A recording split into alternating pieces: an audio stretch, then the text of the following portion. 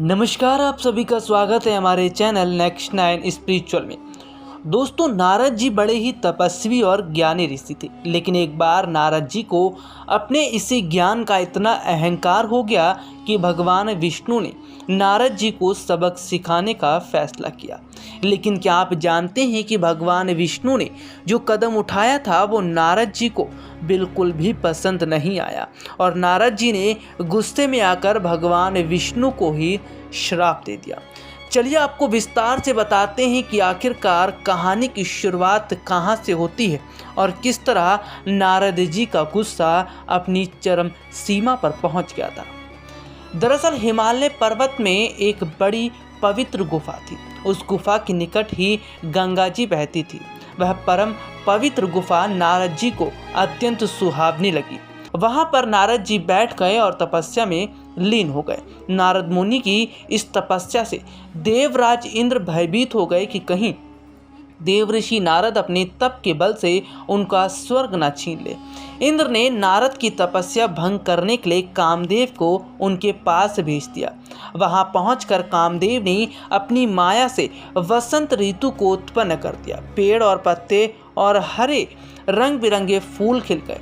कोयले कूकने लगी और भौरे गुंजर करने लगे।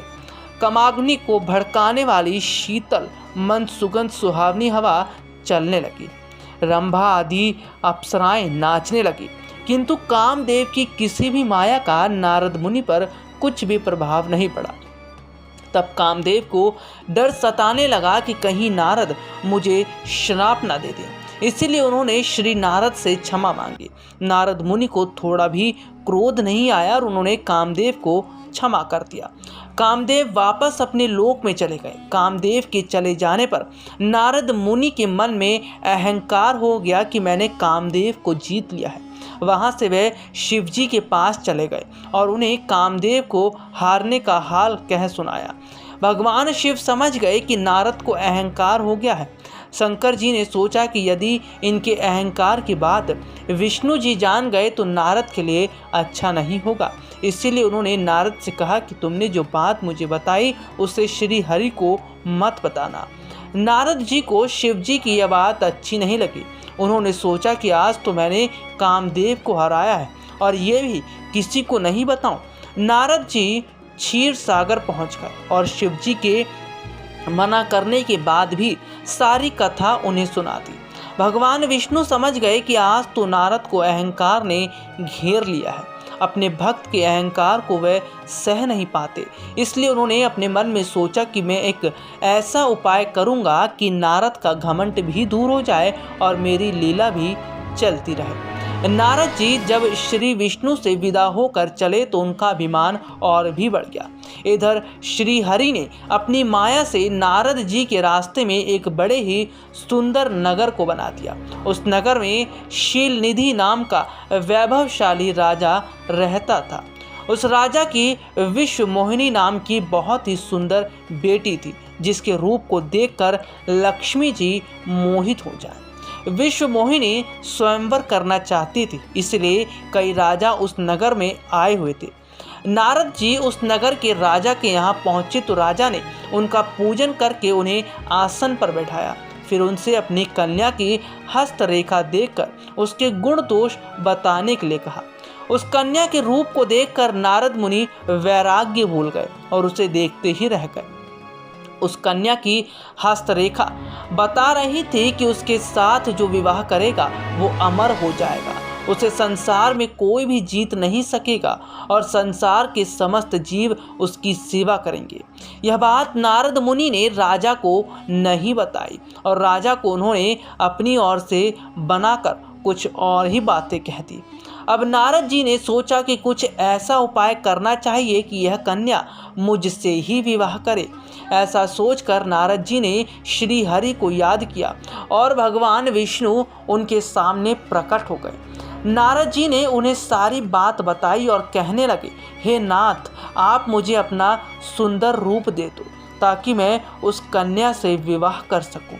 भगवान हरि ने कहा, हे नारद, हम वही करेंगे जिसमें तुम्हारी भलाई हो।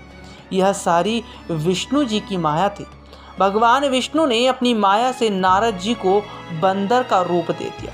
नारद जी को यह बात समझ में नहीं आई। वो समझे भी कि मैं बहुत सुंदर लग रहा हूँ। वहाँ पर छिपे हुए शिवजी के 2 गणों ने भी इस घटना को देख लिया। ऋषिराज नारद तत्काल विश्व मोहिनी के स्वयंवर में पहुंच गए और साथ ही शिवजी के वे दोनों गण भी ब्राह्मण का रूप बनाकर वहां पहुंच गए। वह दोनों गण नारद जी को सुनाकर कहने लगे कि भगवान ने इन्हें इतना सुंदर रूप दिया है कि राजकुमारी सिर्फ इन्हीं से ही रीझेगी।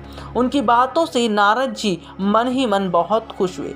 स्वयं भगवान विष्णु भी उस स्वयंवर में एक राजा का रूप धारण कर गए थे। विश्व मोहिनी ने कुरूप नारद की तरफ देखा भी नहीं और राजा रूपी विष्णु के गले में वरमाला डाल दी।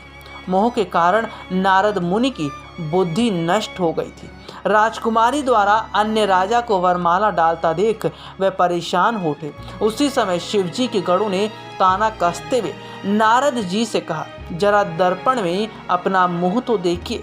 मुनि ने जल में झांक कर अपना मुंह देखा और अपनी कुरूपता देखकर गुस्सा हो उठे। गुस्से में आकर उन्होंने शिवजी के उन दोनों गणों को राक्षस हो जाने का श्राप दे दिया। उन दोनों को श्राप देने के बाद जब मुनि ने एक बार फिर से जल में अपना मुंह देखा तो उन्हें अपना असली रूप फिर मिल चुका था। नारद जी को अपना असली रूप वापस मिल गया था, लेकिन भगवान विष्णु पर उन्हें बहुत गुस्सा आ रहा था, क्योंकि भगवान विष्णु के कारण ही उनकी बहुत ही हंसी हुई थी। वह उसी समय विष्णु जी से मिलने के लिए चल पड़े। रास्ते में ही उनकी मुलाकात विष्णु जी, जिनके साथ लक्ष्मी जी और विश्व मोहिनी भी थी, उनसे हुई। उन्हें देखते ही नारद जी ने कहा कि आप दूसरों की खुशियाँ देख ही नहीं सकते। आपके भीतर तो ईर्ष्या और कपट भी भरा हुआ है। समुद्र मंथन के समय आपने श्री शिव को बावला बनाकर विष और राक्षसों को मदिरा पिला दिया और स्वयं लक्ष्मी जी और कौस्तुभ मणि को ले गए। आप बड़े धोखेबाज और मतलबी हो, हमेशा कपट का व्यवहार करते हो। हमारे साथ जो किया उसका फल जरूर पाओगे। आपने मनुष्य रूप धारण करके विश्व मोहिनी को प्राप्त किया है, इसलिए मैं आपको श्राप देता हूँ कि आपको मनुष्य जन्म लेना पड़ेगा। आपने हमें स्त्री से दूर किया, इसलिए आपको भी स्त्री से दूरी का दुख सहना पड़ेगा। और आपने मुझको बंदर का रूप दिया, इसलिए आपको बंदर से ही मदद भी लेनी पड़ेगी। नारद जी के श्राप को श्री विष्णु ने पूरी तरह स्वीकार कर लिया और उन पर से अपनी माया को हटा लिया। माया के हट जाने से अपने द्वारा दिए श्राप को याद करके नारद जी को बहुत दुख हुआ, किंतु दिया हुआ श्राप वापस नहीं हो सकता था। इसलिए श्री विष्णु को श्री राम के रूप में मनुष्य बनकर अवतरित होना पड़ा। शिवजी के उन दोनों गणों ने जब देखा कि नारद अब माया से मुक्त हो चुके हैं, तो उन्होंने नारद जी के पास आकर और उनके चरणों में गिरकर कहा कि हे मुनिराज, हम दोनों शिवजी के गण हैं। हमने बहुत बड़ा अपराध किया, जिसके कारण हमें आपसे श्राप मिल चुका है। अब हमें अपने श्राप से मुक्त करने की कृपा करें। नारद जी बोले, मेरा श्राप झूठा नहीं हो सकता, इसलिए तुम दोनों रावण और कुंभकर्ण के रूप में महान, ऐश्वर्यशाली, बलवान तथा तेजवान राक्षस बनोगे और अपनी भुजाओं के बल से पूरे विश्व पर विजय प्राप्त करोगे। नेक्स्ट 9 स्पिरिचुअल की रिपोर्ट।